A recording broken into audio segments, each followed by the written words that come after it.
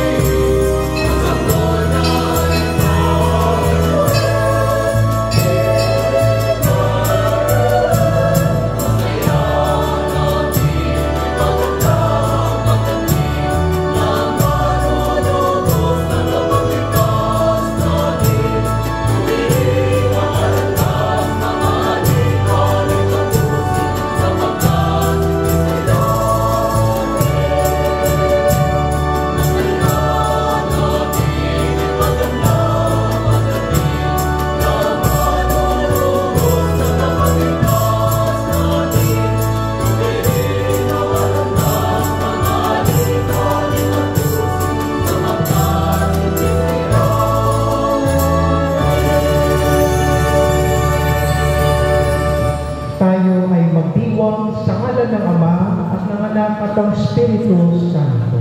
Amen. Ang biyaya ng ating Panginoong Jesucristo, ang pag-ibig ng Diyos Ama, at ang pakikipagkaisa ng Espiritu Santo ay sumainyo lahat.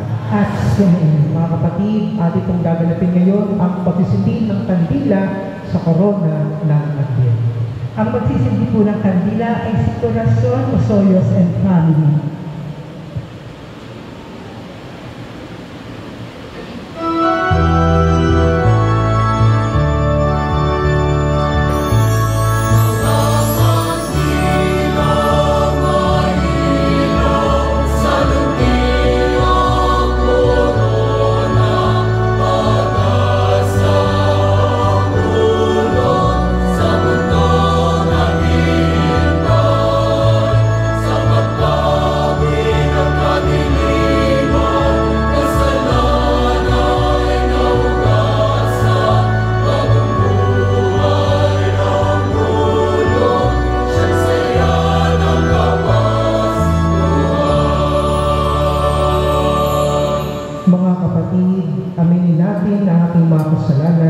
Upang maging karapat-dapat sa banal na pagdiriwang. Panginoong Hesus, Ikaw ang anak ng Diyos, Ama at Ina ng Mariang Birhen. Panginoon, kaawaan mo kami.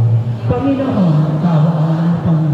Panginoong Hesus, Ikaw ay isinilang sa kapangyarihan ng Espiritu Santo. Kristo, kaawaan mo kami. Kristo, kaawaan mo kami. Panginoong Hesus, walang hanggan ang iyong paghahari. Panginoon, kaawaan mo kami. Panginoon, kaawaan mo kami. Kaawaan tayo ng mga pangyarihang Diyos. Patawarin tayo sa ating mga kasalanan at pagtubayan tayo sa buhay na walang hanggan. Amen. Papuri sa Diyos sa kaitaasan.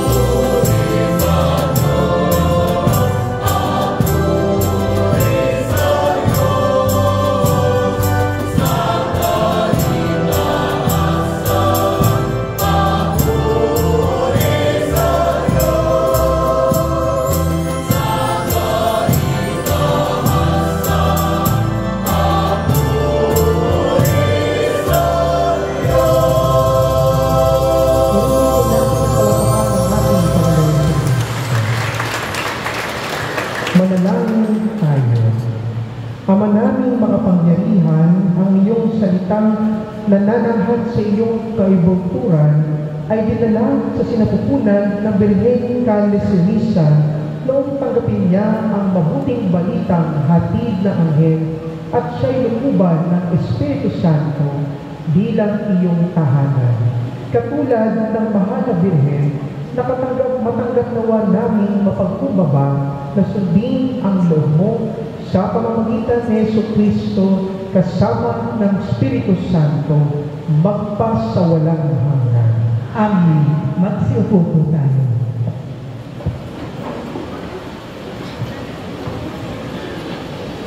Sa unang pagbasa, ang propesiyang Emmanuel na ipinahayag ng propetang si Isaías sa gitna ng krisis sa kaharian ng Juda ay isa sa pinakakilalang sipi tungkol sa Mesiyas sa matandang tipan. Para sa simbahan, yon ay isang propesiya ng paglilihim ng isang birhen at pagkisilang kay Jesus ni Mariang Kabanal-Banalan. Pagbasa mula sa aklat ni Propeta Isaías. Noong mga araw na iyon, ipinasabi ng Panginoon kay Ahaz, "Humingi ka sa akin ng pagtandaan, maging sa kalaliman ng Sheol, o sa kaitaasan ng langit." Sumagot si Ahaz, "Hindi po ako hihingi, hindi ko susubukin ang Panginoon." Sinabi ni Isaías, "Pakinggan mo, sambahayan ni David. Kulang pa ba ang nalibuin niyo ang mga tao na pati ang aking Diyos ay inyong iayamot? Kaya nga't ang Panginoon na rin ang bibigay ng pagtandaan. Maglilihi ang isang dalaga at manganganak ng lalaki. At ito'y tatawagin Emmanuel." Ang salita ng Diyos. Salamat sa Diyos. Ang Panginoon darating, siya'y dakilang hari natin. Ang Panginoon darating, siya'y dakilang hari natin. Ang buong daigdig, lahat ng naroon, may-ari ang Diyos, ating Panginoon. Ang mundo'y natayo at yaong sandigay, ilalim ng lupa, tubig kalaliman. Ang Panginoon darating, siya'y dakilang hari natin. Sino ang marapat umahon sa burol? Sa burol ng poon, sino ang aahon? Sinong papayagang pumasok sa templo? Sinong tutulutang pumasok na tao? Siya na nalinis ang isip at buhay, na hindi sumamba sa Diyos-Diyosan, tapat sa pangako na dinilitawan. Ang Panginoon darating, siya'y dakilang hari natin. Ang Panginoong Diyos, pagpapalain siya, ililigtas siya at pawawalang sala. Gayon ang sinumang lumalapit sa Diyos, silang lumalapit sa Diyos niya ko. Ang Panginoon darating, siya'y dakilang hari natin. Magsitayo po tayo.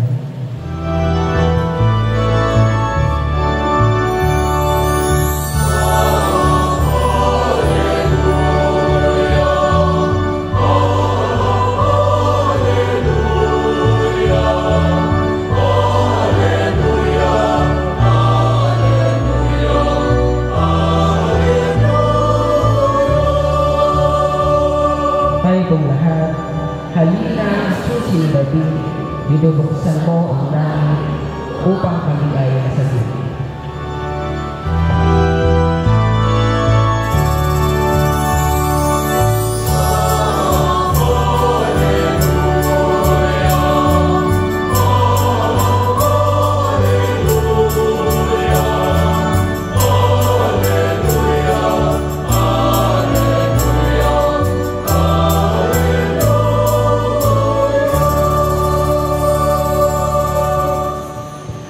Sumainyo ang Panginoon.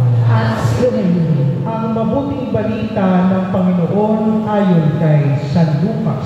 Papuri sa iyo, Panginoon.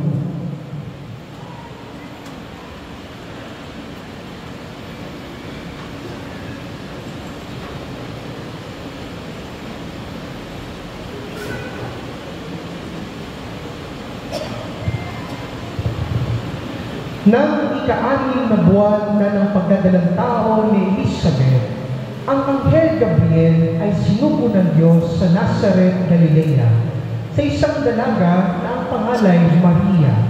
Siya ay nakatakdang ikasal kay Jose, isang lalaki buhat sa lipi ni Haring David. Paglapit ng anghel sa kinaroonan ng dalaga, binati niya ito, "Matuwa ka, ikaw ay kalugod-lugod sa Diyos," wika niya. "Sumasa iyo ang Panginoon." Naglumihanan si Maria sa gayong pangungusap at inisip niyang mabuti kung ano ang kahulugan niyo. Kaya sinabi sa kanya ng anghel, "Huwag kang matakot, Maria, sapagkat kinalulugdan ka ng Diyos. Makinig ka.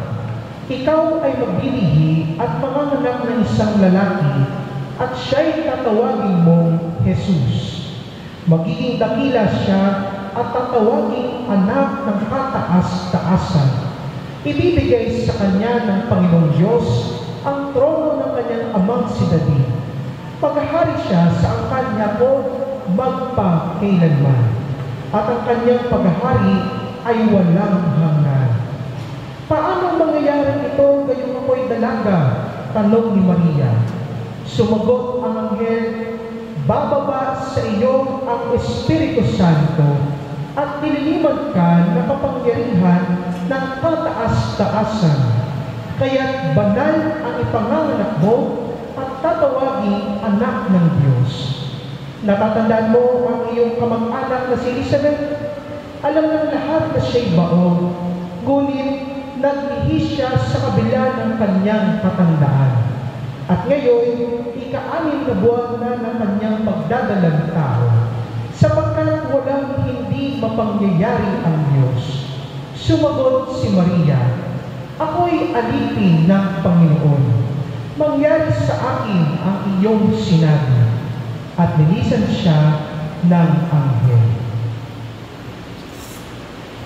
Ang mabuting balita ng Panginoon.